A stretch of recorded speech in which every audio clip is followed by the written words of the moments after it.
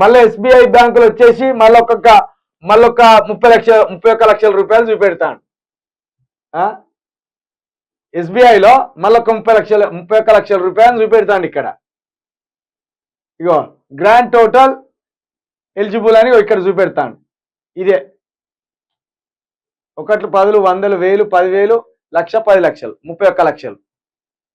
ఇన్ని లక్షల అకౌంట్లలో పెట్టుకొని మళ్ళీ ప్రజలను ఎట్లా నమ్మిస్తాను? నువ్వు ఏ విధంగా నమ్మబలుకుతాను? నువ్వు చెప్తా అంటే మా గ్రాడ్యుయేట్స్ ఎట్లా నమ్ముతాను, మా ప్రజలు ఎట్లా నమ్ముతాను? ఇన్ని దొంగ కథలు పెట్టుకున్నావు, ఇన్ని లంగ కథలు పెట్టుకున్నావు, ఎట్లా నిన్ను ఇంకా నమ్మిస్తాను? ఎట్లా బొంకి బోర్లు ఇస్తాను?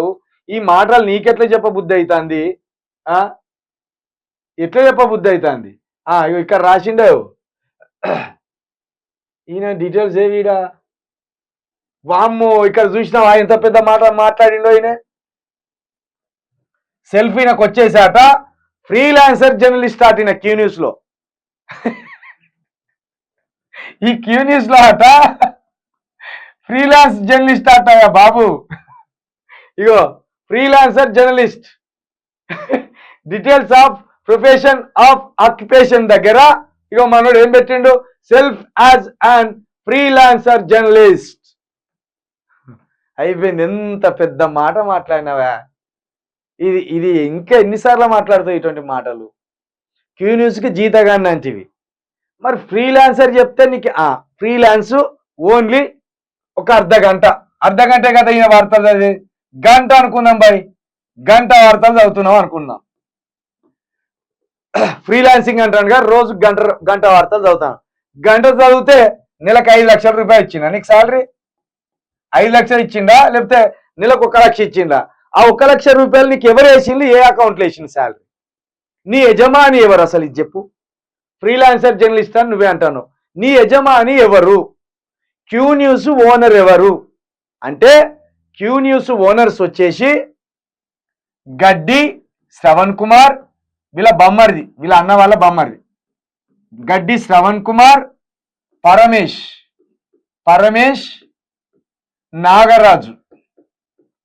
ఇక వీళ్ళు ముగ్గురు కూడా, ఈ పరమేష్ అనే అబ్బాయి మొన్న పాలకుర్తి ఎమ్మెల్యే దగ్గరికి పోతే చేతులు కట్టుకొని గిట్ల నిలబడ్డాడు చూడు, గా పిల్లగాన్ని ఓనర్షిప్ కింద పెట్టిండు.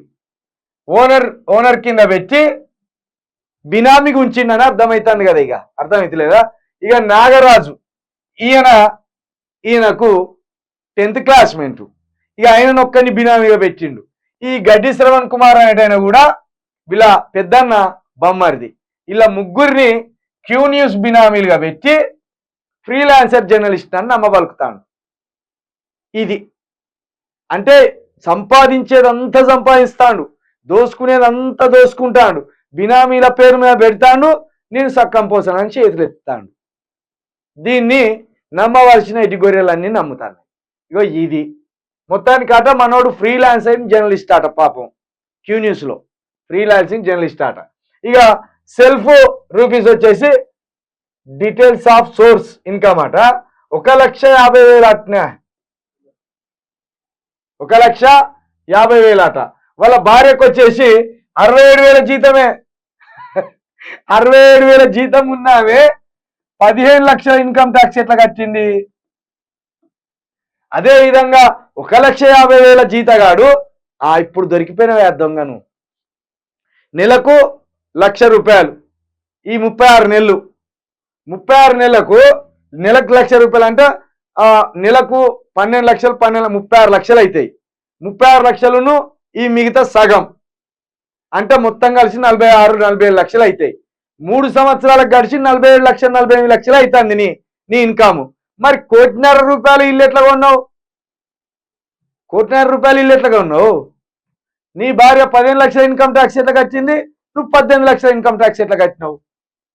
నీకు వచ్చే సంవత్సరానికే 15 లక్షల శాలరీ.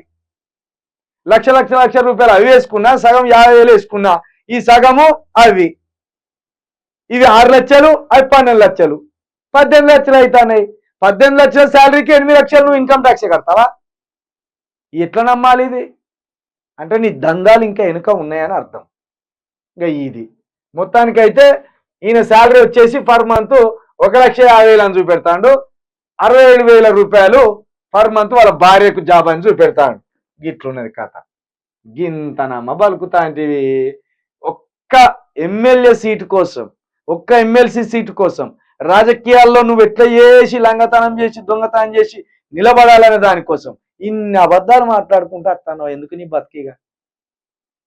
రాజకీయ నాయకుని కావడానికి గిన్ని అబద్ధాలు మాట్లాడాలా నువ్వు? గింత మాట్లాడాలా నీ బతికి?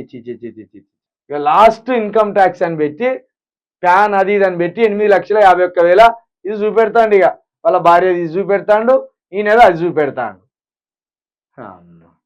ఇక్కడ ఇండియా నేషనల్ కాంగ్రెస్ పార్టీ ఇప్పుడు అలా చేరిండుగా మళ్ళా అది పెట్టుకున్నాడు.